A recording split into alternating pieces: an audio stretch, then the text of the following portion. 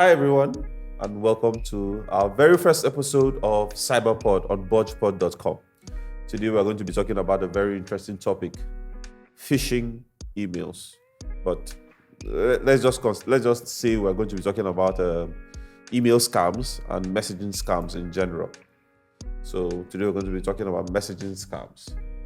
What is messaging scam? What is email scams? I guess. I was supposed to do that. Yes. Okay. So, email scams or phishing scams, you can think of them like how you would usually go fishing. You put a bait on a hook and you throw it out there, and some fish will ignore it, but you just need one fish to catch onto it. And that is exactly what phishing emails are or messaging scams are. Basically, the person who is carrying out that attack, let's call the person a hacker. The hacker who is carrying out that attack would send multiple emails to multiple different email accounts. He could have up to 3,000 emails, and he would send the same email to all those email accounts, hoping for just one person to click. And on average, statistically, it shows that 27% of those emails will be clicked on. So if he sends out 3,000 emails, 27% of the emails are clicked on. I don't know how to do maths, but that's a lot of people. And you know what they need from you is just to click that email, and very often there's an attachment, maybe like a PDF, and then or some other image or like a picture, and you don't even have to do anything. They can use that attack mode to gain access to your computer, and then before you do it, they have hacked your computer, or they have even hacked your email account. Next time you're trying to log into your email, they are telling you the password has been changed. So that is an attack vector. We call it an attack vector. That is one of the ways they use to attack you. And there's just so many different ways they carry out these malicious things. Sometimes they would impersonate. Well, that's one way. They impersonate different sources that you might trust. And take, for example, if you get an email from Spotify telling you, oh, your subscription has finished, and they will attach a link in there, then they will ask you to click that link, and then you go, and then you will see like a payment page. You put all your card details, and you think you are paying to Spotify, but actually you're just paying to some guy somewhere that just has his e-wallet waiting. Once you pay into him, you just convert to Bitcoin, and that is it. Your money is gone. I miss letters. You miss letters? I miss letters. Oh. Remember when letters were there and nobody could get scammed? Oh no, this thing started way before now. Even I think the first example of scams were in letters. So they would send letters to people's houses. They could pretend like they were giving you a bill, like your NEPA bill, your electricity bill, and then they would tell you, send the money into this account, and then you have sent to somebody's account. So it has evolved over time. So email scams did not start out as email scams. They started out as letter scams, and then we have email scams. And in this day and age, we have instant messaging services like your Facebook, WhatsApp, Instagram, all of those. So any way they can communicate. So you're saying wherever people are gathered, someone is going to be fishing for idiots? Wherever, I wouldn't call them idiots, but yes, wherever people are gathered, whatever mode of communication, whether it's face-to-face, whether it's text messages, whether it's phone calls, any way people can communicate, trust and believe that there's somebody out there that is trying to take advantage of people. But sometimes you see those things and they look so frivolous. They look like they don't have a lot of mind put into them. And I feel like what is the defense? Because like when you look at something like that, you go into something like that and you look at something that you obviously wouldn't fall for. How do you create countermeasures for? Because I think that's what some of the designers of programs like this, and this is not, designers of programs like this are people that are really intelligent. Silicon Valley is full of them. Like they're thinking on levels that, and they don't have some of these problems that you see something that is obviously a trap. Obviously, and you fall into it. How do you create countermeasures for because like we can say the people, but I understand you this because there are different grades to this, just like any other profession. There's different levels of expertise to it.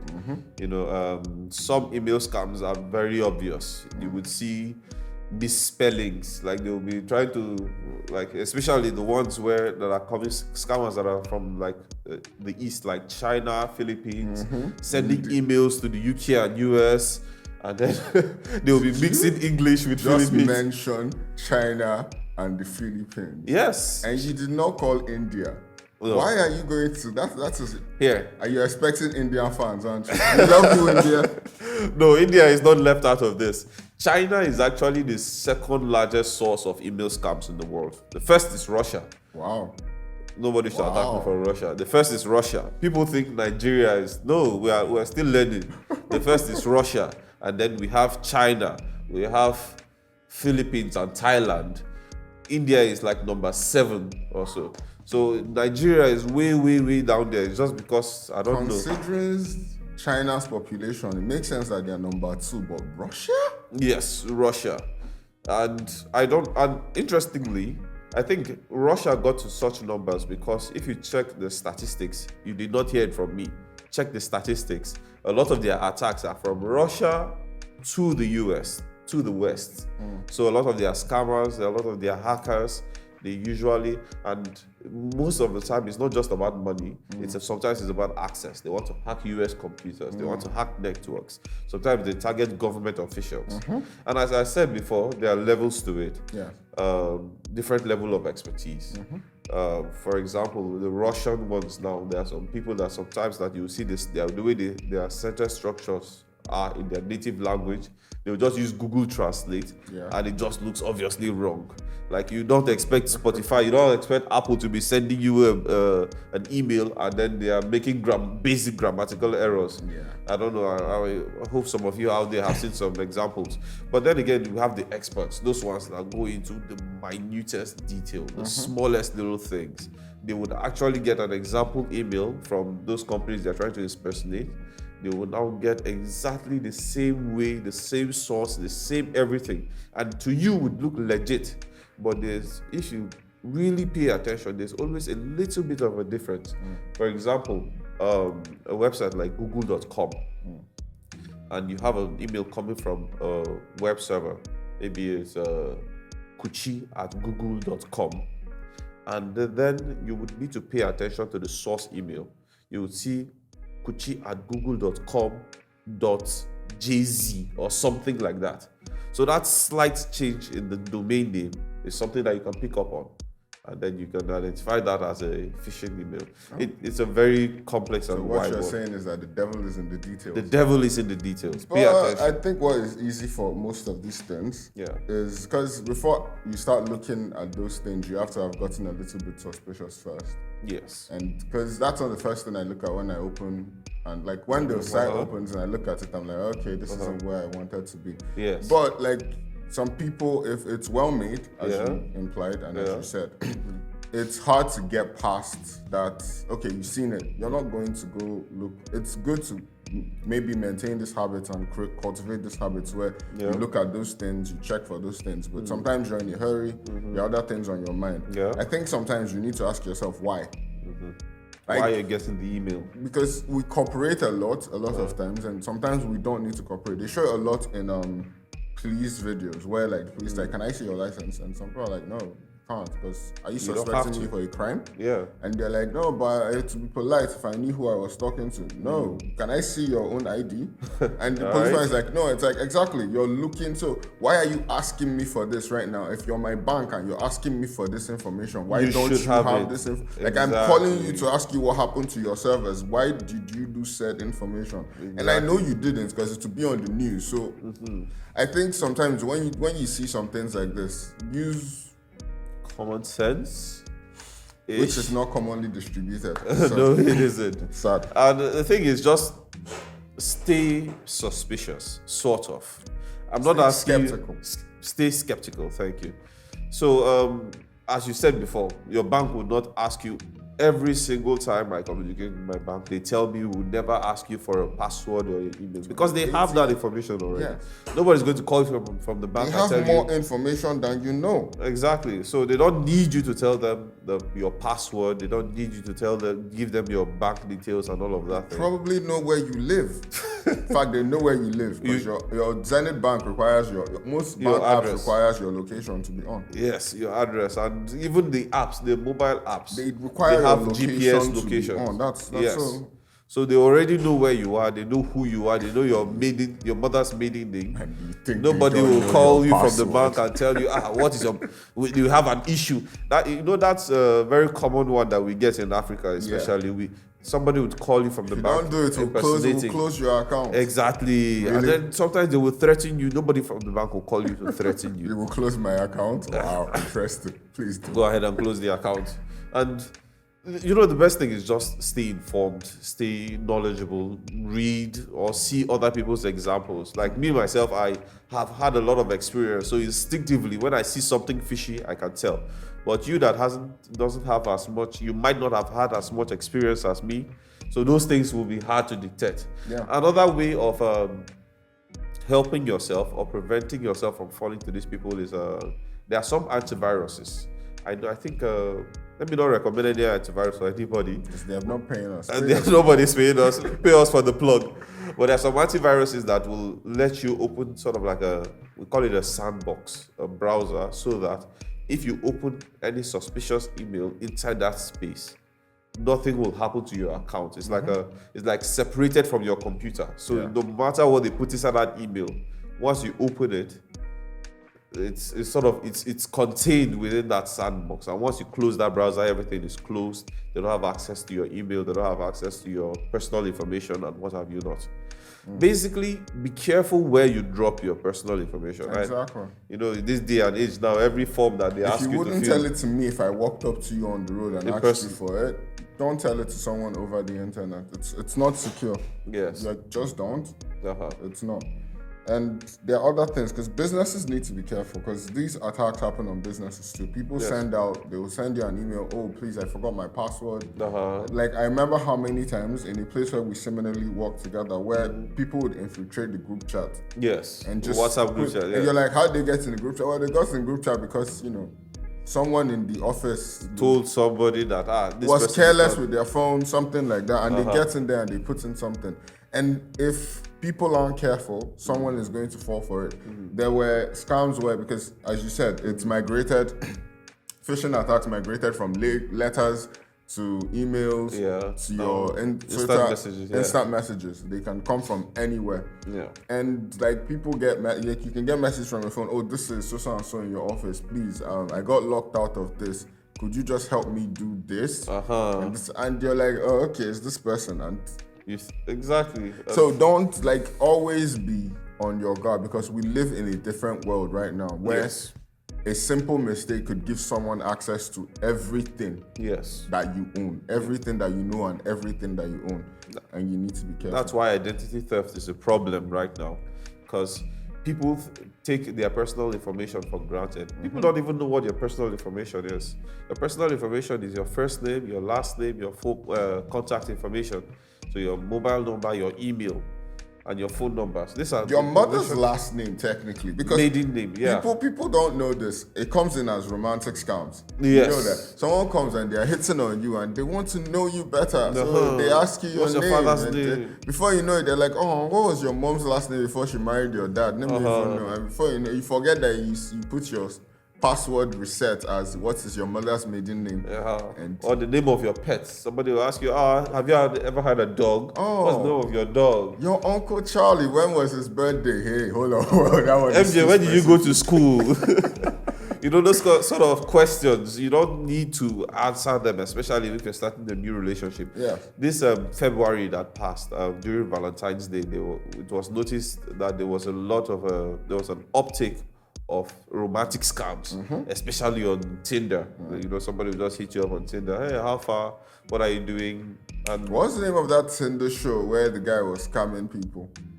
There was this Tinder show where it was a documentary where the man went from woman to man. I think he got up to I'm not going to make up numbers, but it was somewhere around 100 million. Okay, wow. So what was he taking from them? Money.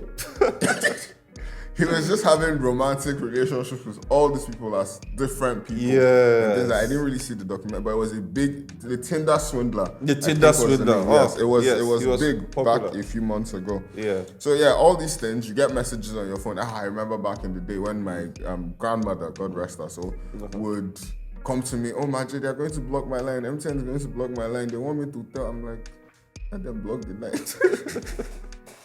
They won't collect your money again. Because all these things can be migrate from place to place and different other ways of scamming. Because if you know the different ways that scams happen, you know how they migrate from place to place. You're prepared for it in different scenarios. Because now we've talked about phishing attacks and we had to break it down that phishing attacks are when people are randomly asking you for personal information or just bio information. And they're trying to get, what they're trying to get, sometimes the phishing is not even to get that information, it's to get access to you. They try and they want to get access, and the second they can talk to you, they can begin to formulate a friendship or a rapport. So just approach everything skeptically, approach everything with a little bit of caution. Here's a little bit of information. Threat actors or people that are trying to have this malicious intent, they usually research. Some of them go all the way to researching their targets. And you would see that sometimes they would consider, okay, this person, first of all, they look for people that have considerably, maybe amount of money or disposable income, and then they look for emotionally vulnerable people. For example, maybe a widow that has recently lost, I know this is starting to sound familiar, a widow that has recently lost their spouse, they have a lot of money that the husband has left them, they are lonely, and then now one young suave guy like this dressed in black suit will just call them. Will just be like, oh, I love you this, I love you that. And before you know it, they are giving away their husband's inheritance. And then, that's what we call a romance scam. So just be aware, just by me telling you this right now, if you find yourself in that position, you know that you are naturally a target. Like they will identify you as a target. And these are the things that they will try to do. They will become very familiar with you very quickly. Like somebody that you've known in a month, and then the next thing you know, they are in your house, they are sleeping on your bed. You'll be like, how did this escalate so quickly? They are very good at escalating relationships. And hey, other people are good at, not everybody that is good at escalating relationship is a scam. Disclaim, they are scamming other ways. There are different types of scams. Sometimes it's money they want, sometimes it's access they want, sometimes it's just want minus the ES. So there's different. Scam in general doesn't just have to be about money. It can be about all of these different things. And then you just have to keep yourself safe, keep your people safe. Another avenue where they catch people so hard, and it's technically a phishing scam if you think about it. Giveaways. Oh, do I have a story to tell you? All right, I'm down. So just last night, I was on Instagram and I was just, there scrolling like most of us do. And I saw this account and it was two white men, like a lot of Africans, I don't know why, but when we see white people, we think, oh, these are good people. So it was two white men, and I think one had a Middle Eastern accent, the other one had sort of a British accent. So one of the people was telling the other one, he was like asking him, he was like, what is your worst, or what's your least favorite country, and what's your favorite country? He said his least favorite was the US, and his favorite was Nigeria. And immediately I knew something was going on. That was hella suspicious, because even Nigerians are like, my favorite country is the US. And then he was like, he stayed in Lagos, he loved the food. And then he did something interesting. He was calling locations in Lagos to present as trustworthy, so that when he says he's been to Nigeria, when he says he's been to Lagos, exactly. So that's what they were doing. And then the other person was like, me too, I love Nigeria, I love Lagos, whatever. And then they said, all you have to do is like this video and subscribe to the channel, and we'll give any Nigerian that does this $1,000 US. The absolute audacity. I opened the comment section and I was just seeing my brothers and sisters. I was like, my God. The absolute audacity. And usually it's Nigerians. Scams? Exactly. The whole world thinks Nigerians are the worst. I was baffled. I was like, everybody, I thought all of us were wise. For that scam should go kill themselves. Like just Just go.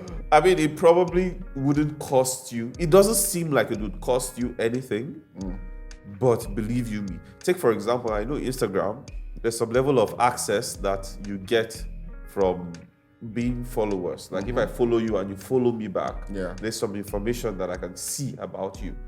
So imagine that the owner of this Instagram account was simply trying to collect followers, not even for sake of Instagram. He just wants all of those followers' personal contacts. He wants to be able to message you and you'll see. And then there you go, you have a phishing scam. Somebody will just send you a message. I have an opportunity for all Nigerians, come to US. This, all you have to do is pay so amount of money, and basically the rule of thumb is if it is too good to be true, then it probably isn't. It is probably a scam. And there are stories like this.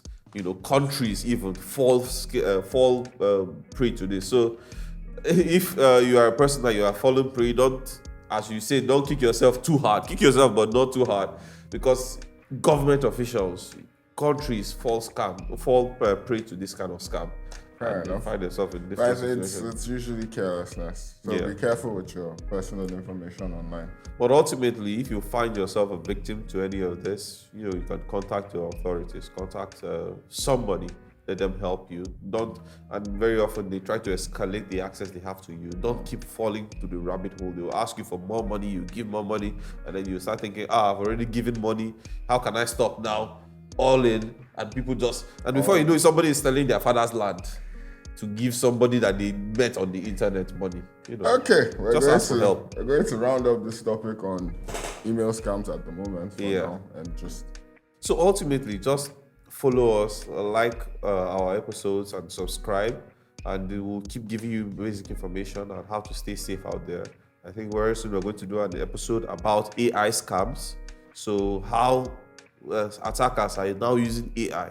The playing field is constantly changing. Scammers are constantly evolving, and how they are the latest technology and how they use them for scams. Technology is making it really easy for scammers. Yes, it is. Yeah. Well, see you next time. I hope I have been able to educate you. I hope this was fun for you.